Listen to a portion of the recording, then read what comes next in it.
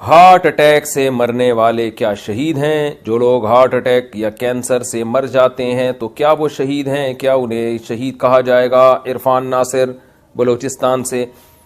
دیکھیں، حدیث میں ایسی کوئی بھی حادثاتی موت یا تکلیف دہ موت اس کو شہادت قرار دیا گیا، جیسے آگ میں جلنے والا، پانی میں ڈوبنے والا، پیٹ کے درد سے مرنے والا. تو الگ سے ہارٹ اٹیک کے بارے میں یا کینسر کے بارے میں میرے علم میں ایسی کوئی روایت نہیں ہے، لیکن اللہ کی رحمت سے امید کی جا سکتی ہے کہ یہ بھی ناگہانی موت ہے تو تکلیف دہ موت ہے، تو شاید اللہ اس پہ بھی شہادت کا اجر دے دے.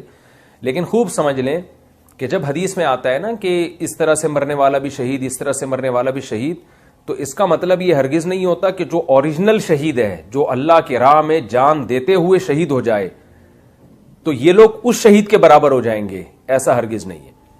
اس شہید کے جو اللہ نے درجات رکھے ہیں اس پر قرآن میں بہت ساری آیتیں اور بہت ساری احادیث ہیں نبی صلی اللہ علیہ وسلم کی. تو اس پر یہ ایسے ہی ہے جیسے حدیث میں آتا ہے نا کہ جو اشراق کے وقت تک بیٹھا رہے، اللہ کا ذکر کرتا رہے، اسے حج عمرے کا ثواب ملتا ہے. اب آپ نے کہا چونکہ حج عمرے کا یہی مل رہا ہے تو اب حج کرنے کی کیا ضرورت؟ ظاہر ہے جب آپ سچی مچی کا حج کریں گے تو اس کے الگ فضائل ہوں گے. تو یہ تشبیہات مقصد ہوتی ہیں کہ اس کی مناسبت سے کچھ اجر تمہیں حج عمرے کا اللہ تعالیٰ اس میں بھی عطا کر دیں گے. یہ مطلب نہیں ہوتا کہ جب حج کرو گے تو اور اشراق پڑھو گے تو دونوں کا ایک ہی جیسا عمل ہے. بالکل 100% ایسا ہے، ایسا نہیں ہے.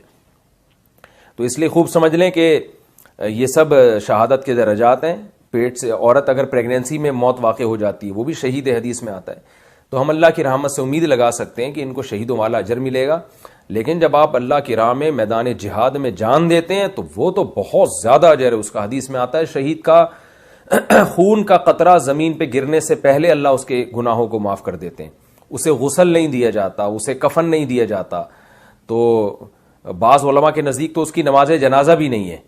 اگرچہ فقہ حنفی میں ہے نماز جنازہ، لیکن بعض علماء کے نزدیک تو نماز جنازہ بھی نہیں ہے.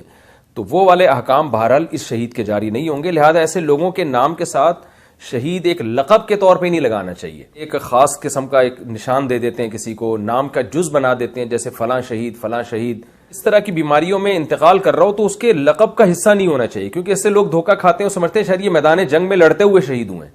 تو شہادت کی امید ہے، اللہ سے امید لگانی چاہیے. اللہ امید ہے ان کی مغفرت کرے گا، لیکن یقینی طور پہ نہیں کہا جا سکتا. اور وہ والی شہادت بہرحال نہیں ہے جو میدان جنگ میں لڑتے ہوئے ہوتی ہے.